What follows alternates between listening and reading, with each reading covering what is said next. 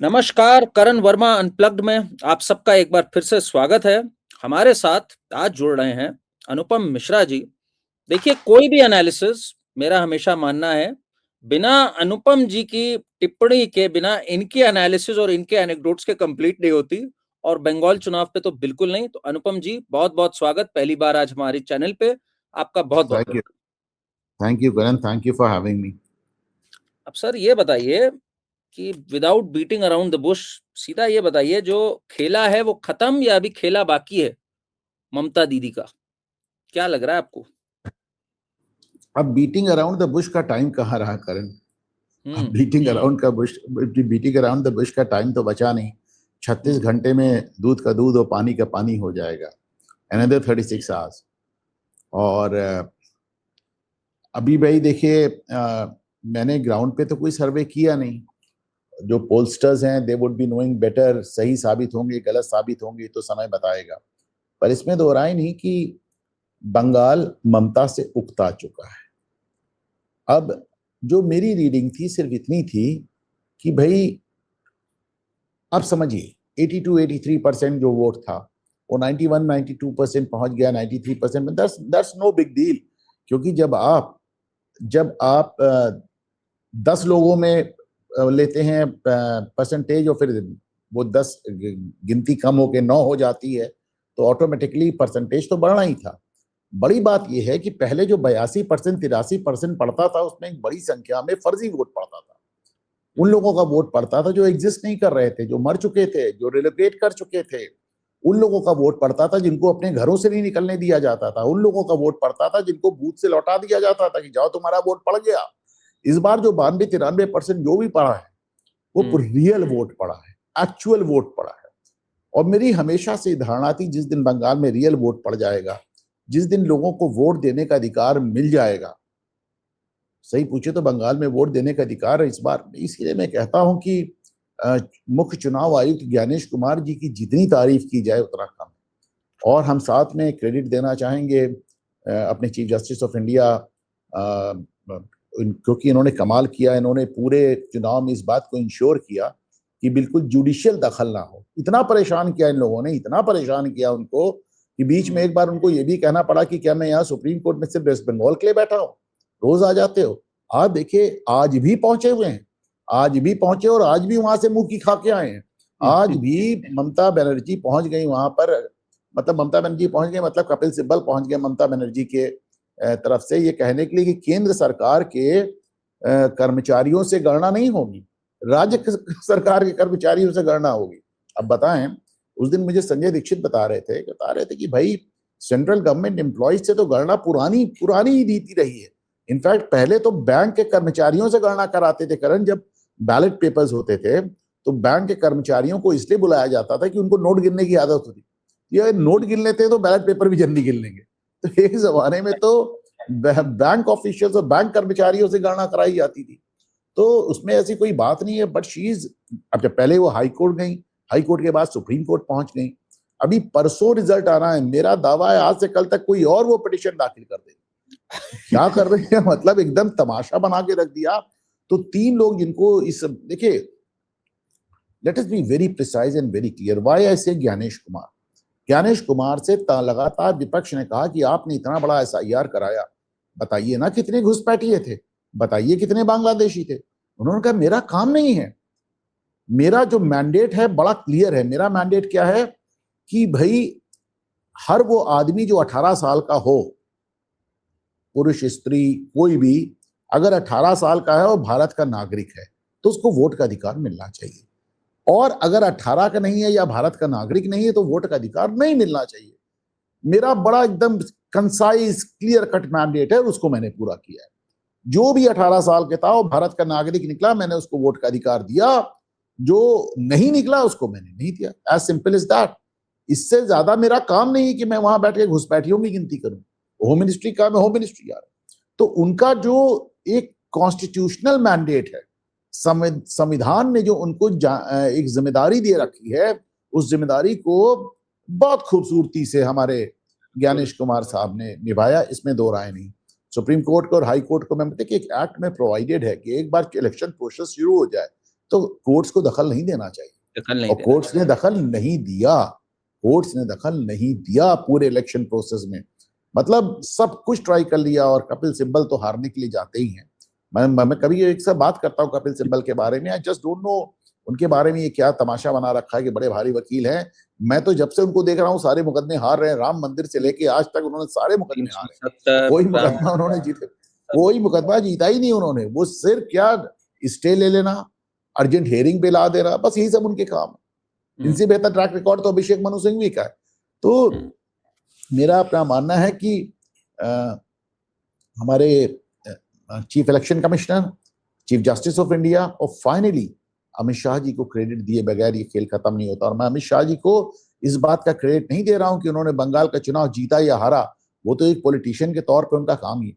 सबसे बड़ी बात यह कि बंगाल में उन्होंने इतना बड़ा डिप्लॉयमेंट करके किसी तरह एक वो माहौल बनाया कि एक आम आदमी घर से निकल के वोटिंग बूथ तक पहुंच पाया, और उसके अंदर इतनी हिम्मत आई, उसके अंदर इतना हौसला आया कि ठीक है हम वोट देंगे, फिर जो होगा देखा जाएगा। तो these three people, they will be remembered in history for this historical election of 2026. देखिए आपने भी एक बात करी, अनुपम जी आप म्यूट कर लीजिएगा जब मैं बोलूं, कुछ एको आता है उससे। अब मैं एक सवाल पूछ लूं आपसे, फिर आप करिएगा। आपने एक बात अभी करी, मुंह की खाना, तो भाई कई लोग बड़ी जबरदस्त मुंह की खा रहे हैं। अभी अभी हाल ही में महुआ मोइत्रा जो हैं, जिन्होंने कहा था अरे ये फेयर एंड लवली बबुआ है अजय पाल जी को, वो कह रही थी हम लोग खींच के ले आएंगे इनको बंगाल से। आपने अभी भी ट्वीट भी किया, मैंने पढ़ा। अब हालत ये हो गई है कि हाथरस में इनके खिलाफ कंप्लेन हो गई है, इनकी इंतजाम हो गया जाने का। फिर एक है जनाब कल्याण गाजियाबाद में भी हो, गाजियाबाद में भी हो गई। बहुत बढ़िया। अब कल्याण बनर्जी ने, आपने होम मिनिस्टर जी की बात करी, उन्होंने क्या क्या शब्द प्रयोग कर डाले, उल्टा लटका देंगे, ये कल्याण बनर्जी ने कह दिया, जल्लाद है, खून में गुंडाई भरी हुई है। तो ये जो मेल्टडाउन हो रहा है इन सबका, ये क्या एक फर्स्ट एग्जिट पोल नहीं आपको देखने को मिल रहा है? मुझे ये बताइए, ये सबसे ऑथेंटिक एग्जिट पोल मुझे तो लग रहा है। पहली बात तो जब खून में गुंडई की बात करते हैं आप किसी के बारे में भी, तो बेसिकली आप उनके पेरेंट्स को घसीट रहे हैं, बेसिकली आप उनके पेरेंट्स को, उनकी एंसेस्ट्री को घसीट रहे हैं। ये बहुत ही घटिया बयान था। दूसरी बात, डेफिनेटली ये पहला आप एग्जिट पोल कह सकते हैं, आप इसको उनका डिजेक्शन, उनकी हताशा कह सकते हैं, पर हताशा में इस स्तर तक नहीं आना चाहिए। रही बात कल्याण बनर्जी की, तो मेरा मानना है कि बाबुल सुप्रियो जैसे लोग वापस भाजपा भाग जाएंगे। ममता बनर्जी को आज भाऊ कह रहे थे कि वो शरद पवार बन जाएंगी, जैसे शरद पवार इनकॉन्सिक्वेंशियल होकर पड़े, वो बंगाल में इनकॉन्सिक्वेंशियल पड़ी रहेंगी। महुआ मोइत्रा लोग आगे पीछे जेल जाना ही है, जाएंगी ही जाएंगी, उनके ऊपर पहले से मुकदमे चल रहे हैं। भाई आपने इस देश की संप्रभुता को गिरवी रख दिया कुछ महंगे गिफ्टों के जरिए, तो आपको तो गड़बड़ आपके साथ होना ही है। ये सलोनी घोष जैसे लोग ये वापस फिल्मों में लौट जाएंगी, तो इन लोग का तो हो जाएगा। अभिषेक बनर्जी दिक्कत में आएंगे, पहली बात। रही बात कल्याण बनर्जी की, तो कल्याण बनर्जी को लगता हमें क्या, हम तो सीनियर एडवोकेट हैं सुप्रीम कोर्ट के, हम फिर से वकालत करने लगे। नहीं, इस देश में 3 तरह के रिस्पॉन्स आते हैं करण। एक तो मोदी जी का, आप उन्हें कुछ भी कहते रहिए, उनको कोई फर्क ही नहीं पड़ता है, हंसते रहते हैं, आपको जो बोलना है बोलिए, and Modi ji let's the people take care of it, कि वो जनता को इसका जवाब देने देते हैं। दूसरे योगी जी का रिस्पॉन्स है, इधर से गोली आती है उधर से गोला जाता है। और तीसरा रिस्पॉन्स है अमित शाह का। अमित शाह अक्सर करके तुरंत जवाब नहीं देते, लेकिन ये जो गाली गलौज किया है इन्होंने, ये जो गाली गलौज कल्याण बनर्जी ने किया है, इनको भारी पड़ेगा। It will just take some time. ये आपने बहुत अच्छा डिस्टिंक्शन निकाला तीनों का। It's very very aptly put, because Amit Shah ji is actually different from the two. वो कभी कभी रिस्पॉन्ड करते हैं, और जब करते हैं तो छोड़ते नहीं है वो। एंड एक डायरी जैसे होती है ना, कार्मिक डायरी जैसे कहते हैं चित्रगुप्त जी रखते, वैसे टाइप की एक रहती है उनके पास, किसने क्या कब कर रखा। मैं आपको एग्जाम्पल दे रहा हूं, तीस्ता सीतलवाड़ को देखिए, 20 साल लगा तीस्ता सीतलवाड़ को उनके अंजाम में पहुंचाने में। 20 साल बाद जाके सुप्रीम कोर्ट ने कहा इस औरत के खिलाफ FIR करो, जांच करो। वो अलग बात है कि DY चंद्रचूड़ साहब उस समय चीफ जस्टिस ऑफ इंडिया थे, और रात को उन्होंने एक म्यूजिकल प्रोग्राम से, एक डांस प्रोग्राम से निकल के एक बेंच बना के तीस्ता सीतलवाड़ को जमानत दिलवा दी। लेकिन इतना आसान नहीं है। अभी देखिए आपने, सुप्रीम कोर्ट ने उनको उनका पासपोर्ट डिनाई कर दिया। तो Teesta Setalvad will meet her justice, उनको मिलेगा। मतलब मैं हमेशा कहता हूं कि भारत में कानून की चक्की चलती बहुत धीमे पर पीसती बहुत महीन। पर अब जरा एक बार वेस्ट बंगाल का बताइए मुझे, आपको क्या फीलिंग आ रही है? दोनों फेजेस आपने बहुत पहले से, हमेशा से आप फॉलो तो करते ही आए हो, बहुत कीन नजर रखते आए हो, कई चुनावों को आप खुद से भी फॉलो करते रहे हो at the ground level of how elections work. I know Bengal totally एक अलग हो जाती है जगह, बट फिर भी इस बार जो वोटिंग टर्नआउट आया, जो भद्र लोग कह रहे थे ये लोग, कोलकाता रीजन में जो कि एक ममता का गढ़ माना जाता था, उसमें अक्सर उनको लुक डाउन किया जाता था कि भाई तुम लोग वोट क्यों नहीं देते हो। एंड कहा जाता था वो हाई राइज बिल्डिंग में रहने वाले हैं, डर जाते हैं, उनसे कह दिया जाता है अच्छा तुम्हारा बच्चा यहाँ पढ़ता है, बूथ्स भी नहीं होते, वो पंगे में नहीं पड़ते, गुंडागर्दी में नहीं पड़ते। इस बार उनमें वोटिंग टर्नआउट जहां 65% था, वहां 85% है। 20% का जंप हमने देखा। वो ठीक है, बात की कम हो गया, जो डिसीज्ड और रियल लोकेटेड वोटर थे, डिनोमिनेटर कम हो गया, बट स्टिल जो वोटर टर्नआउट आया है उन रीजन्स में, क्या ममता का जो गढ़ रहा है, जो ग्रेटर कोलकाता था, उसमें बहुत भारी ब्रीच होते हुए देख रहे हैं आप? What do you see in that? Mute mute mute mute है आपका। आज संजय दीक्षित बता रहे थे कि कोलकाता में 7 से ज्यादा सीटें भाजपा निकालने जा रही है। This is huge. अच्छा देखें, जहां तक भद्रलोक का सवाल है या जहां तक कोलकाता की बात है, ग्रेटर कोलकाता की बात है, ममता के गढ़ की बात है, मेरा अपना मानना है कि आरजी कार और बांग्लादेश में जो कुछ हुआ, इन दोनों ही चीजों ने बहुत असर डाला, much more than Mamata would like to believe और एक्सेप्ट। ये एक जो आपने बांग्लादेश में जो कुछ हुआ, तो लोगों को समझ में आया कि आज बांग्लादेश में हो रहा है, कल हमारे साथ हो सकता है। आरजी कार का जो कुछ हुआ, लोगों को समझ में आया कि कल हमारे साथ, हमारे बच्चे के साथ हो सकता है। लोग अपने बच्चों के लिए, खास तौर से अपनी लड़कियों के लिए चिंतित हो गए, घबरा गए, परेशान हो गए। ममता बनर्जी इस बात को समझ नहीं पा रही। एक भाऊ बहुत अच्छी बात कह रहे थे। वो एक गाना है, मलकापुर राज ने बहुत अच्छे से गाया है कि वो आज जाने की जिद ना करो, एक नज़म है। तो उसको वो कह रहे थे कि मैं तो ममता के लिए कहता हूँ, हार जाने की जिद ना करो, तुम तो हारने की जिद कर रही हो। तो तुम्हें चुनाव लड़ना है भाजपा से, तुम कोर्ट से लड़ रही हो, तुम लोगों से लड़ रही हो, तुम चुनाव आयोग से लड़ रही हो, तुम सबसे लड़ रही हो। तो ममता बनर्जी, एक बात और बताएं करें ना, मतलब जैसे चुनाव में जितने फैक्टर्स होते हैं, एक बार ये सोचिए कि आपके फेवर में क्या जा रहा है, आपके खिलाफ क्या जा रहा है। हु कैन डिनाई कि अच्छे से अच्छा एडमिनिस्ट्रेटर भी 15 साल की एक एंटी इनकम्बेंसी बन जाती है। बहुत बड़ी बात होती है, बहुत बड़ी बात होती है। इवन गुजरात तक में आपको नजर आती है। दूसरी बात, बंगाल में आपने इंडस्ट्रीज नहीं लगने दी। ये तो आपने शुरुआत ही किया था सिंगूर से, जब वो टाटा का नैनो प्लांट आपने भगाया था। बंगाल से जो पलायन हो रहा है लोगों का, वो साफ नजर आ रहा है। पूरे देश में इंफ्रास्ट्रक्चर का क्या हाल है और आप क्या क्या हाल है। आप तो केंद्रीय योजनाओं को, वो जो डेडिकेटेड कॉरिडोर था रेलवे का, आपने उसको तक जगह देने से मना कर दिया। आपने बीएसएफ को जगह देने से मना कर दिया, कोर्ट की लगातार वार्निंग्स के बावजूद। तो सड़कें हैं नहीं वहां पर, हर चीज की एक दिक्कत वहां पे नजर आ रही है। एंटी इनकम्बेंसी नजर आ रही है, पलायन नजर तुम्हारे फेवर में क्या जा रहा है? तुम्हारे फेवर में सिर्फ एक बात, अच्छा, लॉ एंड ऑर्डर आपको सामने नजर आ रहा है। टीएमसी वालों की तोलाबाजी आपको अलग से नजर आ रही है, गुंडागर्दी आपको अलग से नजर आ रही है, मुस्लिम डोमिनेंस आपको अलग नजर आ रहा है। फिरहाद हकीम जैसे लोग कोलकाता के मेयर रहते हुए, आपने देखा कि वो जितने साइन बोर्ड्स थे म्यूनिसपैलिटी के, उसमें से बंगला हटाकर उन्होंने उर्दू लिख दिया। आप सोच कर देखें कि एक बार बंगला के अलावा भी लिख देते, समझ में आता, बंगला हटाकर।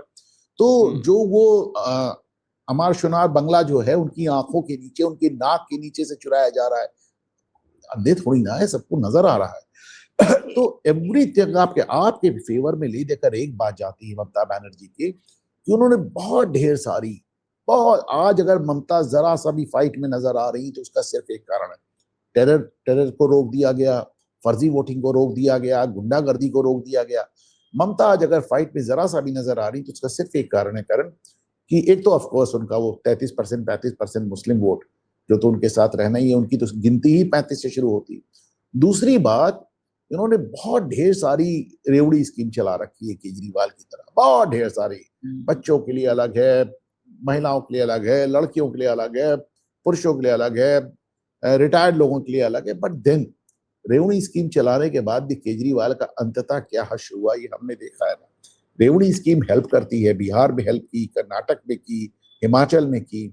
इनफैक्ट प्रधानमंत्री ने सबसे पहले रेवड़ी स्कीम का, जिसे कहना चाहिए, आलोचना की थी कि रेवड़ी स्कीम नहीं होनी चाहिए, लेकिन ये कहने के बाद भारतीय जनता पार्टी कर्नाटक में और हिमाचल में हार गई। तो प्रधानमंत्री का भी अपना ये या हो कायदा या हो फायदा, जब कायदे की बात नहीं हो रही तो फायदे की बात होगी, हम भी बांटेंगे रेवड़ी और तुमसे बेहतर बांटेंगे। फिर आपने देखा बिहार में क्या हुआ। तो माय पॉइंट इज कि रेवड़ी स्कीम उनकी काम कर रही है, इसमें दो राय नहीं है, and that is the only reason she is still being seen in the fight apart from the demographics. तो ये दोनों चीजें उनके साथ जा रही हैं, लेकिन ओवरऑल हर पहलू उनके खिलाफ जा रहा है Karan. There is nothing in unfair. आपने एक बहुत अच्छी बात कही यहाँ पे कि हर तरफ से सेल्फ गोल्स करने लग गई, कभी इससे लड़ाई कभी उससे लड़ाई, हर तरफ जो कहा आपने ना कि आज हारने की जिद ना करो। आपने बहुत बड़े-बड़े नेताओं को बहुत क्लोजली कवर किया हुआ है। मुझे ये बताइए, समबडी लाइक ममता बनर्जी, जिनको एक बहुत बड़ा पॉलिटिशियन माना जाता है, 15 साल से मुख्यमंत्री हैं, लेफ्ट से लड़ाई करके पावर में आई, what does it say about her political acumen? क्या पॉलिटिकल एक्यूमेन है जब आपको सामने नजर आ रही है कि आपका फायदा नहीं है, आप सेल्फ गोल पे सेल्फ गोल कर रहे हो, आपका कम्युनिकेशन इतना रफ है, मतलब मुझे कोई भी इनके कम्युनिकेशन में कहीं कोई सॉफ्टनेस, स्टेट्समैनशिप कुछ दिखाई नहीं। तो क्या पॉलिटिकल एक्यूमेन है इनका डिस्पाइट ऑल हर पॉलिटिकल अचीवमेंट्स? आप उस पे क्या टिप्पणी दे पाएंगे? करण, कल से मैंने एक नया बात कहना शुरू किया है और अब मैं जहां भी जा रहा हूं उसको कह रहा हूं। मेरा ये कहना है कि एक बार ममता बनर्जी की कम्युनिकेशन स्किल देख लीजिए, उनकी बात करने का अंदाज देख लीजिए, उनकी वार्ता देख लीजिए, उनकी भाषा देख लीजिए, उनका भाषण देख लीजिए, एक बार उनकी पेंटिंग देख लीजिए, एक बार उनका गीत संगीत देख लीजिए, एक बार उनका नृत्य देख लीजिए, एक बार उनका पॉलिटिकल एक्यूमेन, जो आप कह रहे हैं, अगर acumen is the right word to be used in the same sentence as Mamata Banerjee, I don't know if, तो मतलब एक बार उनका सब कुछ आप देख लीजिए, उनकी किस तरह की पेंटिंग्स वो बनाती है, किस तरह की चीजें लिखती हैं, किस तरह की शेर व शायरी हो, जिस तरह, तो आपको नजर आएगा कि ये साहब हिंदुस्तान के एक सबसे बड़े well kept secret and well kept frauds में एक है। ममता बनर्जी एक इंटेलेक्चुअल लेवल पे 10 के एक स्केल पे 2 या 2.5 से आगे नजर आती नहीं आती, फिर भी 15 साल से है। तो कल से मैं एक नई बात कह रहा हूं कि दिस इज टाइम कि अब इस पे जांच हो कि ममता को बैठाया किसने और ममता को 15 साल चलाया किसने। ये मुझे लगता है कि डीप स्टेट का एक सबसे वेल केप्ट और वेल ऑयल्ड एक ऑपरेशन था, क्योंकि मुझे ममता में ऐसी कोई भी बात नजर नहीं आती कि वो एक कॉरपोरेशन का चुनाव जीत लें, पर वो पश्चिम बंगाल जैसा चुनाव लगातार 15 साल से मुख्यमंत्री बनी हुई है। तो आने वाले दिनों में कहीं ना कहीं ये बात सामने आएगी कि ममता बनर्जी वॉज प्लांटेड, जैसे अक्सर सोनिया गांधी के लिए कहा जाता है, जैसे Mamata Banerjee was planted. Sonia did exceedingly well, she also did very well ना, उन्होंने तो भारत सरकार 2 बार चलाई।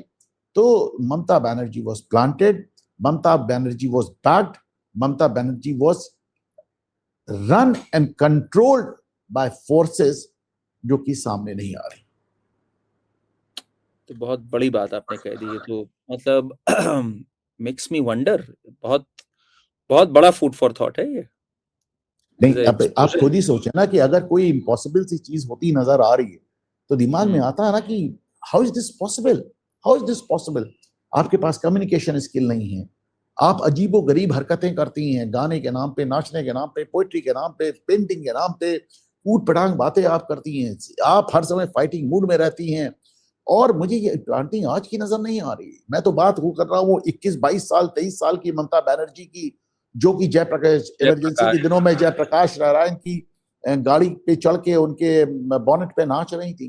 तो एक ममता बनर्जी की जो प्लांटिंग नजर आती है, किस तरह उन्होंने वेस्ट बंगाल में finally when the left actually came to the senses, मतलब 30 साल बाद, 31 साल बाद जब लेफ्ट को थोड़ी सी अकल आई, तो उन्होंने बंगाल का इंडस्ट्रियलाइजेशन करने का प्रयास किया।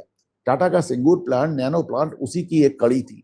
तो ममता बनर्जी ने लेफ्टिस्ट से ज्यादा लेफ्ट होकर दिखा दिया और उन्होंने टाटा को वहां से भगा कर दिखा दिया। तो ममता बनर्जी ने what ever she has done, अभी मैं कल देख रहा था बांग्लादेश की संसद में, वो कौन, अख्तर हुसैन और उनके सांसद हैं, वो कह रहे थे कि अगर भाजपा आ गई तो हम लोग घुसेंगे कैसे। अरे यार, तुम लोग वहां पे पैदा हो रहे हैं घुसने के लिए? हाँ, कमाल के लोग हो। मतलब ये तो एक पुराना जोक है साहब कि भारत चांद पहुंच रहा है, भारत मंगल पे पहुंच रहा है, पाकिस्तानी कश्मीर में घुसने के लिए परेशान है, बांग्लादेशी बंगाल में घुसने के लिए परेशान। तो आप कह रहे हैं हम घुसेंगे कैसे अगर भाजपा आ गई? तुम वहां पे घुसने के लिए पैदा हो रहे हो, व्हाट नॉनसेंस। और वो भूल गए अख्तर हुसैन कि 1971 का वॉर हुआ ही इसलिए था कि 2 करोड़ बांग्लादेशी घुस आए थे। That was the official reason given by India कि हमारे यहाँ इतने शरणार्थी आ गए हैं कि हम उनको, we can not take care of them. बल्कि उस जमाने में इनके लिए 5 पैसे का टिकट स्टैम्प जारी किया था इनके लिए पैसा इकट्ठा करने के लिए। तो माय पॉइंट इज कि ममता बनर्जी ने जो कुछ भी किया, इमेजिन अभी परसों हाईकोर्ट ने 25,000 रुपए का फाइन लगाया क्योंकि 31 मार्च तक आखिरी टाइम दिया था। 31 मार्च की जगह अप्रैल खत्म हो गया, पर उन्होंने उसको बीएसएफ को जमीन नहीं दी। मतलब वो कह रही कि हम बांग्लादेश और बंगाल के बीच में बाढ़ नहीं बनने देंगे, हम बाढ़ नहीं बनने देंगे, हम फेंसिंग नहीं होने देंगे। तो what ever she has done, वो पूरा के पूरा आपको नेशनल इंटरेस्ट के। दूसरी बात देखिए, फेडरल स्ट्रक्चर को जिस तरह ममता राज में तोड़ा गया। देखिए, इस संविधान की जो जान है वो फेडरल स्ट्रक्चर है। फेडरल स्ट्रक्चर के नाम पे आपने प्रधानमंत्री का अपमान किया, आपने राष्ट्रपति का अपमान किया, आपने बीएसएफ वालों के सर फड़वा दिया, आपने ईडी वालों पे पत्थरबाजी कराई, उनसे मारपीट की, आपने सीबीआई वाले जांच करने बैठे तो उन्हीं को गिरफ्तार कर लिया आपने।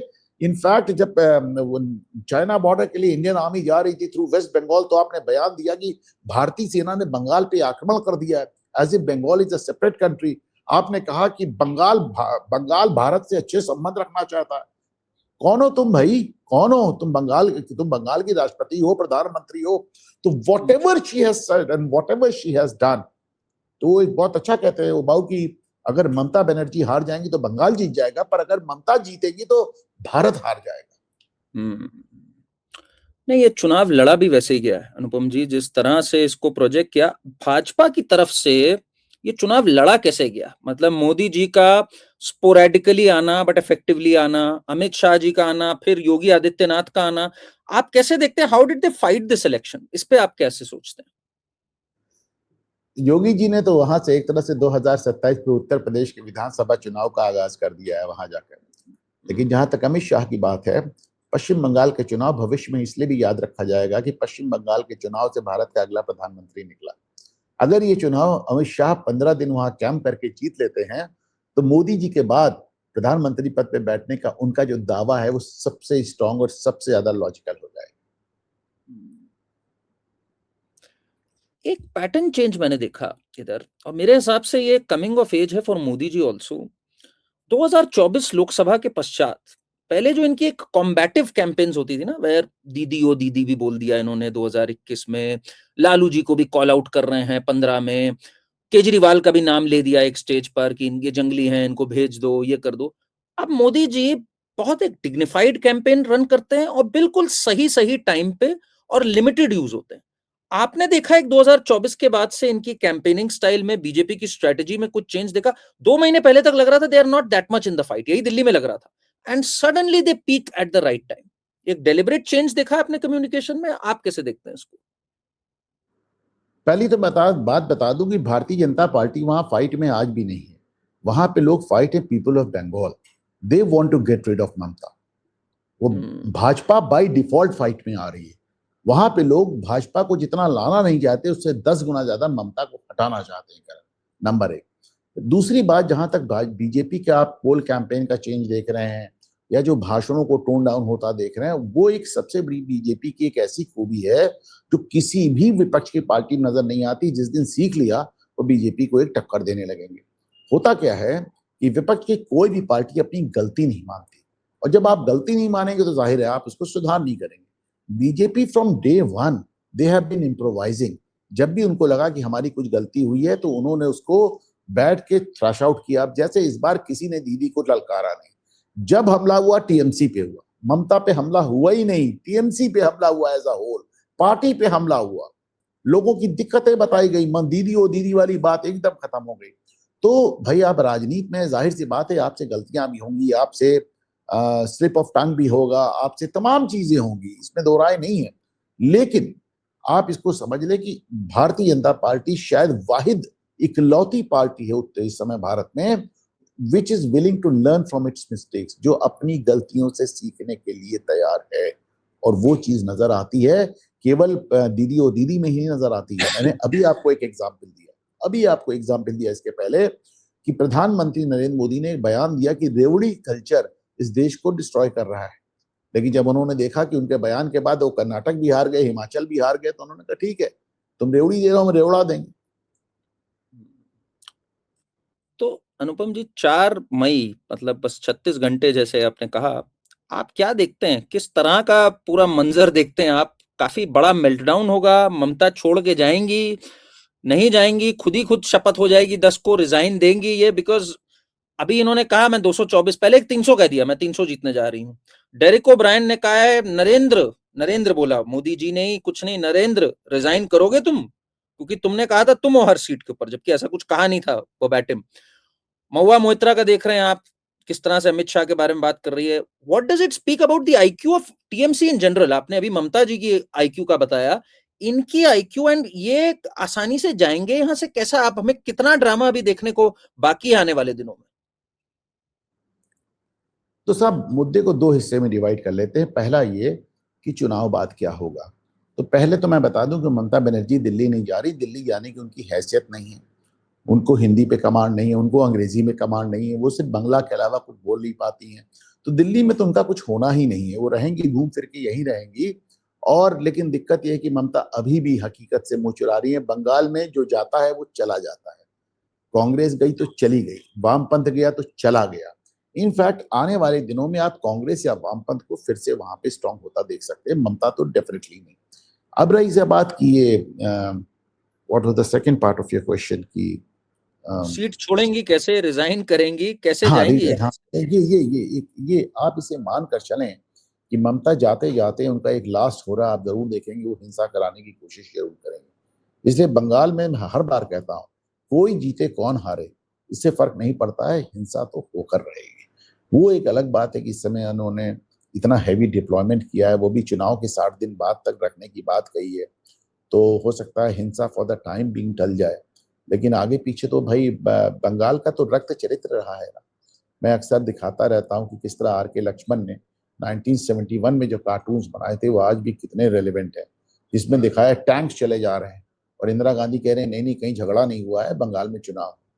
तो आर के लक्ष्मण साहब के कार्टून्स, तो ये कार्टून्स मैंने कई बार दिखाए और कई बंगाल टाइगर वगैरह वगैरह कई कार्टून्स हैं उनके। तो बंगाल का तो रक्त चरित्र रहा है, वहां पे हिंसा पहले भी होती रही है और इस बार भी ममता करने का प्रयास तो पूरा करेंगी, लेकिन इतना जबरदस्त वहां पे डिप्लॉयमेंट है कि फॉर द टाइम बीइंग शायद वो पॉसिबल ना हो पाए। हुआ भी तो दूसरी बात, वहां का कैडर बहुत अजीब है। कैडर बहुत अजीब है। वामपंथी हार रहे हैं, उन्होंने तुरंत छोड़ा, ममता की तरफ स्विच कर गए। और जैसे वो देखेंगे कि ममता हार रही है, वो भाजपा की तरफ स्विच करने की कोशिश करेंगे। इनफैक्ट जो लोग बता रहे हैं कि ममता बनर्जी जो स्ट्रांग रूम में जाके 4-4 घंटे बैठी हैं, जो रोज आज भी पिटीशन दिला रही, ये सब बेसिकली उनको अपने कैडर को डिसहार्टन होने से बचाने के लिए। ये ऐसा ना हो कि मेरा कैडर इतना डिसहार्टन हो जाए कि काउंटिंग में ही ना बैठे। तो वहां पे कैडर जितनी तेज उसका मोराल बढ़ता है, उससे दुगनी तेजी से गिरता है। तो बंगाल में कुछ बहुत इंटरेस्टिंग चेंजेस आने वाले समय में नजर आने जा रहे हैं। चलते चलते आपसे जरा छोटा सा एक आउटलुक, असम तो मुझे डन एंड डस्टेड लगता है, मुझे डाउट नहीं है असम पे। तमिलनाडु और असम, इन दो पे आपकी क्या राय? एंड ऑफ कोर्स केरलम, इन पे क्या देख रहे हैं आप? What is the larger view? And अगर बंगाल जीत लेती है बीजेपी, असम तो जीती रही है, it's a happy day for BJP, very happy day, no matter what happens in Tamil Nadu. Ashok Wankhede कह रहे थे कि अगर भाजपा बंगाल जीत जाती है तो विपक्ष को 2029 का चुनाव ही नहीं लड़ना चाहिए। अब आप समझ लीजिए कि किस हद तक जो आप लोग मिलडाउन कहते हैं उसको नजर आ रहा है। तमिलनाडु का चुनाव वास्तव में इतना ज्यादा फंसा हुआ चुनाव है और मैं उसके बारे में कोई भी टिप्पणी करने की सिचुएशन में नहीं हूँ। फॉर द फर्स्ट टाइम हम देख रहे हैं कि ये पहली बार मैं देख रहा हूँ कि तीनों पार्टियों को अलग अलग लोग जीता हुआ बता रहे हैं। कुछ लोग डीएमके को कह रहे हैं, कुछ लोग एआईडीएमके को कह रहे हैं, कुछ लोग विजय जोसेफ को भी मुख्यमंत्री बना रहे हैं। कमाल ये देखें। केरलम की जहां तक सवाल है, मेरा अपना एक जो मुझे लगता है कि शायद शायद किसी को बहुमत ना मिले, ना एलडीएफ को ना यूडीएफ को, और इन दैट केस बीजेपी के लिए बहुत जबरदस्त होगा। तमिलनाडु में भी एक बात मैं आपसे कहूं करण, मैं बहुत दिनों से बात कह रहा हूं कि बीजेपी तो वहां विन विन सिचुएशन में है। अगर एआईएडीएम के चुनाव जीत जाती है तो वो आप उनके साथ सरकार बना लेंगे और आप 5 साल तक अपनी पार्टी को प्रमोट करेंगे। अगर एआईएडीएम के हार जाती है और अगर स्टालिन लौटते हैं या विजय लौटते हैं तो इन दैट केस एआईएडीएमके खत्म हो जाएगी। इसलिए भी खत्म हो जाएगी क्योंकि वहां पर कोई नेता ही नहीं बचा है, आपस में लड़ रहे हैं। दूसरे सारे नेता वहां पे उम्र दराज हो चुके हैं, बूढ़े हो चुके हैं। तो ऐसे में एआईएडीएमके का वोट जो है भाजपा में आ जाएगा, और ये भाजपा की सबसे बड़ी, और ये कोई पहली बार नहीं होगा। भाजपा ने महाराष्ट्र में शिवसेना का वोट लिया, भाजपा ने बिहार में नीतीश कुमार का वोट लिया, और भाजपा तमिलनाडु में एआईएडीएमके का ही वोट लेगी। उनकी रैली है तो क्या हुआ। तो भाजपा की जो पहली इसमें वो एक है कि पहले तीसरे नंबर पे आओ, फिर दूसरे नंबर पे आओ, फिर पहले नंबर पे आओ, तो वो तेजी से उनका एक दूसरा नंबर स्लॉट आ जाएगा जहां वो मुख्य विपक्ष की भूमिका में आ जाएंगे। बंगाल में उनका जीतना नाउ और नेवर इतना ज्यादा जरूरी इसलिए क्योंकि बंगाल में वो 10 साल से दूसरे नंबर पे बने हुए हैं। अब भी वो सत्ता में नहीं आएंगे तो बड़ी दिक्कत में आ जाएगी। और फाइनली नाउ आई रिमेंबर, आपका एक सवाल था कि पूरी टीएमसी के टीम का आईक्यू के बारे में क्या है। हाँ तो अक्सर मुझसे लोग पूछते हैं, अक्सर लोग मुझसे पूछते हैं कि मैंने माना कि भाई चलिए राहुल गांधी उतना अच्छा नहीं बोल पाते, उनके पास इतना अच्छा डेटा नहीं है वगैरह वगैरह जो भी, बट दुनिया के बड़े नेता हैं, उनके पास तो अच्छी खासी वर्ल्ड क्लास टीम होगी। What about that. मैं कहता हूँ टीम कौन बनाता है? टीम राहुल गांधी तो बनाते हैं ना। जैसे खुद है वैसी टीम बना लेते हैं। तो उसी तरह ममता बनर्जी। बहुत अच्छा रहा आपसे बात करना अनुपम जी। एक चीज मैं बस तमिलनाडु पे आपसे पूछना चाह रहा था जाते जाते, जैसे आपने बात कही कि बात सही है, तीसरे से दूसरे नंबर पे आए, पहले तीसरे पे आए। आपको लगता है ये जो पूरा सिविलाइजेशनल एक अर्ज चला कि भाई ये जो फालतू का एक डिवाइड बना रखा है कि हिंदी इंपोजिशन हो रहा है साउथ पे, आर्यन द्रविडियन, इस नैरेटिव को ठीक होने के लिए ये द्राविडियन पार्टीज, जो सो कॉल्ड द्राविडियन पार्टीज बनी हुई हैं डीएमके टाइप, इनका पतन जरूरी है और कुछ थोड़ी सी सपोर्ट चाहिए बीजेपी को, अदरवाइज तो ये डिवाइड कंटिन्यू रहेगा। मेरे लिए ये बहुत सिंबॉलिक है, बीजेपी और the NDA needs to gain, ताकि ये एक डिवाइड खत्म हो। ये एक आर्टिफिशियल डिवाइड है जो कि आज भी मतलब एक national security point of view से भी, बिकॉज तमिलनाडु में ड्रग्स भी चल रहे हैं, बहुत चीजें चल रही हैं, ये चीज पे एक लगाम लगनी बड़ी जरूरी है। आप देखते हैं ये डिवाइड धीरे धीरे खत्म होता हुआ देख रहे हैं, काशी तमिल संगम और ये इनिशिएटिव्स को कैसे देख रहे हैं आप अभी तक? देखिए, दो बातें मैं लगातार कह रहा हूं कि भारतीय जनता पार्टी का जीतना इतना जरूरी नहीं है जितना तमिलनाडु में स्टालिन का, बंगाल में ममता का, और पंजाब में केजरीवाल का। इन तीनों को हारना, बहुत तीनों बॉर्डर स्टेट्स हैं, ये तीनों एंटी नेशनल एक्टिविटीज में इनका हारना ज्यादा जरूरी है, पहली बात। दूसरी बात ये कि भाई अब जैसे आप बता रहे हैं, जिस डिवाइड की बात कह रहे हैं, ये सर डिवाइड तब तक चल गया भाई, आर्यन इन्वेजन थ्योरी भी तो 100 साल चल गई ना। लेकिन अब वो डिबंक हो रही है कि नहीं हो रही, पूरी तरह साइंटिफिकली डिबंक हो रही है। तो मैं ये इंटरनेट के आने के बाद दुनिया बदल गई आधी, और बची हुई आधी बदल गई सोशल मीडिया के आने के बाद। तो आप इसको समझें कि जो ये जिस तरह की चीजें इन्होंने की हो, भाषा को और नस्ल को एक इशू बना बनाकर, ये सारी चीजें सोशल मीडिया के युग में बहुत तेजी से कम हो रही हैं। और then you also have a very rising star in Tamil Nadu, someone called Annamalai. अगर उनको मौका मिला तो अभी से बड़ा बोल्डली उनमें इसको डिमोलिश करते हैं। अच्छा, एक आखिरी बात जी जी जी। जिसके बारे में बात नहीं कर पाया, अगर डन एंड डस्टेड किसी चुनाव को कहेंगे तो सिर्फ एक चुनाव है, हिमंता बिस्वा शर्मा। ओ, डन एंड डस्टेड। पवन जो है ना नाम, ये बिल्कुल हवा के झोंके में ही उड़ गए, तो अब दिखे मेरा ख्याल है। पवन के बारे में भी जान लें। पवन खेड़ा को जमानत मिली है with the instruction to cooperate with the police of Assam. तो भैया जितनी बार थाने बुलाएगी पुलिस, उतनी बार गुवाहाटी जाना पड़ेगा, जितनी बार बुलाएगी। नंबर एक। नंबर दो, you may not be arrested during the process, लेकिन एक बार चार्जशीट फाइल हो गई तो सारी जमानत, जितनी जमानतें होती हैं केवल चार्जशीट फाइलिंग तक होती है, और चार्जशीट फाइलिंग अमूमन 60 दिनों में हो जाती है। तो जब एक बार चार्जशीट फाइल होगी तो फिर दोबारा जमानत के लिए he will be brought up. और तीसरी और आखिरी बात, मुकदमा ऐसा है कि आपको सजा होना तय है। आपने कहा कि मैडम के 3 पासपोर्ट है, तीनों फर्जी निकला। आपने कहा मैडम का दुबई में फ्लैट है, फर्जी निकला। आपने कहा मैडम का एक अलग कंपनी है, फर्जी निकला। तो उस दिन तो जैसे आपकी जबान पे क्या विद्यमान थी, हमारे यहाँ कहते हैं कि बड़ा सत्य बोलते हैं तो जबान पे सरस्वती विद्यमान है, इनकी जबान पे कैसे विद्यमान था यही बताएं, क्योंकि उस दिन इन्होंने जो कुछ भी बोला सब झूठ बोला और सब गलत बोला। बिल्कुल बिल्कुल, और कम से कम नहीं तो हिमंता जी को 5 से 10 सीटें और दिलाई इन्होंने। मेरा तो ये मानना है, वो जो आखिरी के 3 दिन का इनका एक बिल्कुल फाइटर मोड आया, वो that connected really well with the audience. Thank you so much Anupam ji आपके समय के लिए। आपसे फिर आने वाले दिनों में भी जुड़ेंगे और मिलते रहेंगे। It's always good to hear from you sir. Thank जरूर you. Partner, it was wonderful being here. बिल्कुल जोड़ेंगे। नमस्कार।